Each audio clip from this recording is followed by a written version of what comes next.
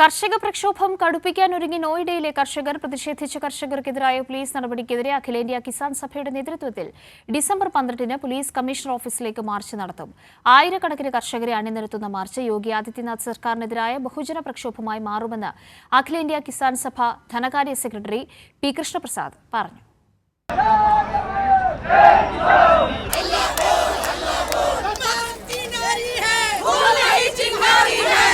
വൻകിട പദ്ധതികൾക്ക് ഏറ്റെടുത്ത ഭൂമിക്ക് മതിയായ നഷ്ടപരിഹാരം നൽകാത്ത യു.പി. സർക്കാരിനെതിരെ പ്രതിഷേധിച്ച കർഷകർക്കെതിരെ കടുത്ത നടപടികളാണ് യു.പി. പോലീസ് സ്വീകരിച്ചത്.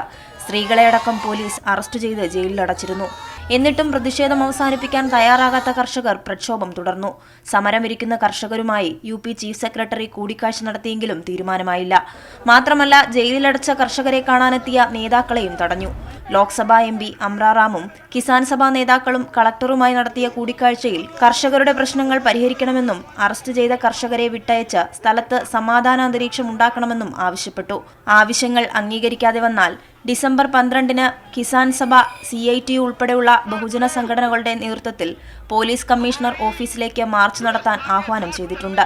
മുഴുവൻ കർഷക സംഘടനകളെയും സമരത്തിൽ അണിനിരത്തിയുള്ള കർഷക പ്രക്ഷോഭം യു.പി. സർക്കാരിനുള്ള താക്കീതായി മാറുമെന്ന് അഖിലേന്ത്യാ കിസാൻ സഭ ധനകാര്യ സെക്രട്ടറി പി കൃഷ്ണപ്രസാദ് പറഞ്ഞു. BJPയുടെ ഗവൺമെൻറ്റിനെതിരെ ആയിരക്കണക്കിന് ആളുകൾ പങ്കെടുക്കുകയും അവർ നടത്തുന്ന സമരത്തിൽ ജയിലിൽ പോലും അവർക്ക് വെക്കാൻ കഴിയാത്ത, ജയിലിൽ സ്ഥലമില്ലാത്ത വിധത്തിൽ ജയിൽ നിറയുകയും ചെയ്യുന്ന പോലുള്ള പ്രക്ഷോഭങ്ങൾ രൂപപ്പെട്ടു വരുന്നത്. ഉത്തർപ്രദേശിൽ കിസാൻ സഭയുടെ ചുവന്ന കൊടി ഉയർത്തിപ്പിടിച്ചുകൊണ്ടാണ് ഈ പ്രക്ഷോഭം ഉയർന്നു വന്നിട്ടുള്ളത്. ഈ ചുവന്ന കൊടിയോടൊപ്പം നമ്മൾ ടിക്കായത്തിൻ്റെ സംഘടനയും കൂടെ നിർത്താൻ നമുക്ക് സാധിക്കുന്നുണ്ട്. അതുപോലെ സംയുക്ത കിസാൻ മോർച്ച നിലയ്ക്ക് എല്ലാ കർഷകരെയും ഒരുമിപ്പിക്കാൻ നമുക്ക് കഴിയുന്നുണ്ട്. അപ്പോൾ ഈ കർഷകരുടെ ഈ പ്രക്ഷോഭങ്ങൾക്കെല്ലാം പിന്നിൽ CITUയുടെ നേതൃത്വത്തിൽ തൊഴിലാളി സംഘടന നമ്മോടൊപ്പം സഹായിക്കുന്നുണ്ട്.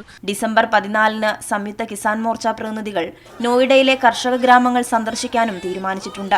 ഏറ്റെടുത്ത പ്ലോട്ടുകളിൽ 10% കർഷകർക്ക് അനുവദിക്കുക, 2013-ലെ ഭൂമി ഏറ്റെടുക്കൽ നിയമപ്രകാരം ഗ്രാമങ്ങളിലെ സർക്കിൾ റേറ്റ് 4 ഇരട്ടിയായി വർദ്ധിപ്പിക്കുക, ഏറ്റെടുത്ത ഭൂമിക്ക് മതിയായ നഷ്ടപരിഹാരം നൽകുക എന്നീ ആവശ്യങ്ങളാണ് കർഷകർ മുന്നോട്ട് വയ്ക്കുന്നത്. കൈരളി ന്യൂസ്, ദില്ലി.